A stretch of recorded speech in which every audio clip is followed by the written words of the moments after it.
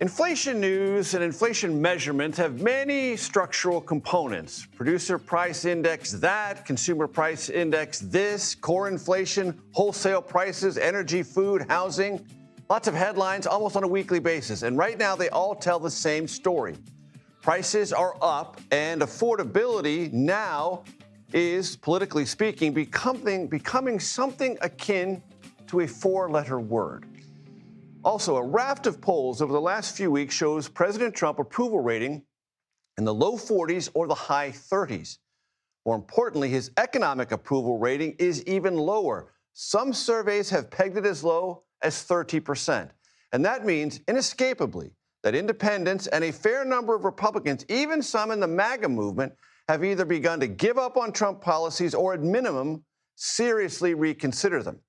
What was once anxiety appears to be hardening into something else, and that spells an ill political wind coming. One, the recently erected GOP redistricting battlements in the South may not be able to withstand. This, then, is the backdrop, politically speaking, for President Trump's trip to China. He invited many corporate CEOs to join his entourage of economic talks, either to engage with the Chinese directly or wait on tippy toes to be called from the sidelines on a case-by-case basis. Tariffs are one issue, rare earth minerals another, Chinese commodity purchases here in the United States yet another. Of course, there's the war with Iran, the Strait of Hormuz, and despite Trump's recent denials, that too is on the agenda. Oh yeah, and the future of artificial intelligence. The U.S. and China are on a hell-bent race for AI supremacy. Any guardrails? Well, stay tuned. Oh, yeah, and don't forget Taiwan, because China never does. It is shortly before dawn Thursday in Beijing, and that's where we find, gratefully, CBS News foreign correspondent Anna Coren with a preview of the talks and the events ahead. Anna, set the scene. Well, Major, it will be an action-packed day for the president. No doubt he was very exhausted after his long trip here to Beijing. He certainly received a warm welcome. The Chinese vice president greeting him on the tarmac among students waving Chinese and American flags. But his day will start with a trip to the Great Hall of the People, and that is where he will meet with President Xi. They will be in bilateral meetings for much of the morning. This afternoon, they will then head to the Temple of Heaven. This is a UNESCO park about 10 minutes, 15 minutes from where we are, south of the city. And this is a place that, in a bygone era, emperors would go to pray to the heavens. From there, they head to a state banquet this evening, back at the Great Hall of the People, before more meetings on Friday. But you mentioned his troubles at home. He's leaving those behind, Major, in the hope that he can bring many trade and economic deals back to the American people. We are talking about Boeing jets, beef, soybeans, natural gas. And yes, he has an entourage of high-level executives, the CEOs of 17 major industries traveling with him.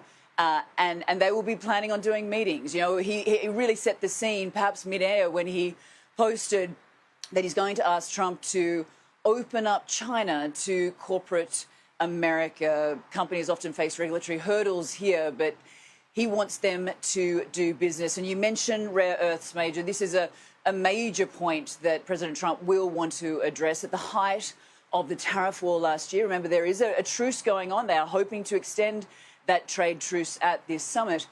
The world was shocked. The US certainly was shocked when China threatened to cut off that global supply of rare earths and critical minerals, of which China has a monopoly of. So there's a lot to hash out over the next few days, Major. And Anna, very quickly, we have just described, you quite helpfully, the U.S. expectations and desires. What are the Chinese expectations and asks? There is a list, quite a long list, but obviously trade is big, reducing tariffs, as I mentioned, extending that very fragile trade truce. They want a reduction in tariffs. They want restrictions on the export controls of advanced semiconductors. to also be reduced. They want sanctions against Chinese entities to be lifted. But look, if we're talking about the core of core interests for China and for Xi Jinping, that is Taiwan. It has been that way now for decades. But we've heard from Xi recently. He speaks about the reunification of the motherland. You know, the Chinese claim Taiwan as their own territory. So this is certainly in play, and that would involve the US stopping arms sales, changing its posture, and reducing its support for the island democracy, Major. Anna Coren, thank you so very much. CBS News national security contributor Sam Vinograd joins me now. She's also former Assistant Secretary for Counterterrorism, State Department, Homeland Security. Homeland Security. Sam, always good to see you. What is your evaluation of a word that circles in Washington, doesn't circle much beyond Washington at moments like this, deliverables? What can be achieved? Well, I think there's a difference between the deliverables that can be announced at the summit and what's actually going to lead to specific outcomes. We've seen President Trump go to various summits and announce deliverables, billions of dollars in investment, enhanced bilateral ties, et cetera. We should expect that out of the summit, probably in the agricultural sector, in the aviation sector. Anna mentioned Boeing.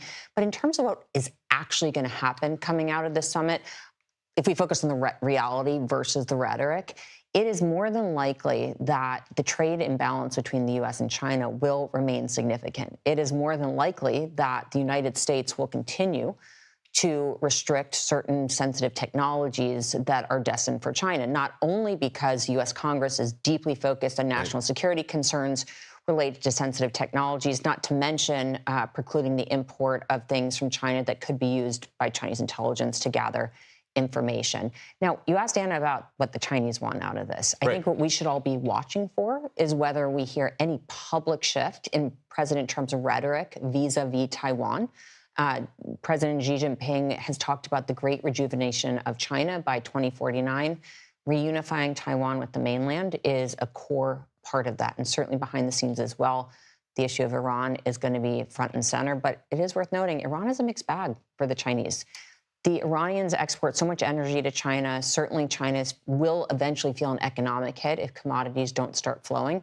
But by the same token, the U.S. moving more military assets to the Middle East theater versus the Indo-Pacific is not a net negative for the People's Republic of China. And when the president said, as he did yesterday on the South Lawn, that Iran's not even a topic he needs to bring up with the Chinese, that's sort of a head fake. He does need to bring it up, but he doesn't want to prioritize it beforehand to give China the perception of more leverage over that tough issue. Well, in my experience, the preparation for these meetings includes just what you're giving a nod to, which is strategy. You don't want to walk into a meeting and make your ask, which is, President Xi, help us convince the Iranians to agree to all of our maximalist demands. And open the Strait of Hormuz. You need to walk into a meeting and convince the Chinese that they want something from you, that there's mutual benefit to cooperation, and then from there pivot to why China should engage on your behalf with Iran. Now, we do know, and it has been reported, that China did engage with the Iranian regime several weeks ago to get this first ceasefire. But President Trump needs to be delivering something to the Chinese if they're really going to engage on his behalf with the Iranian regime. And if they do, that could address global energy prices, which might turn some of the inflationary news that is almost universally bad for President Trump in a more positive direction. Sam Vinograd, thanks so much. Appreciate it.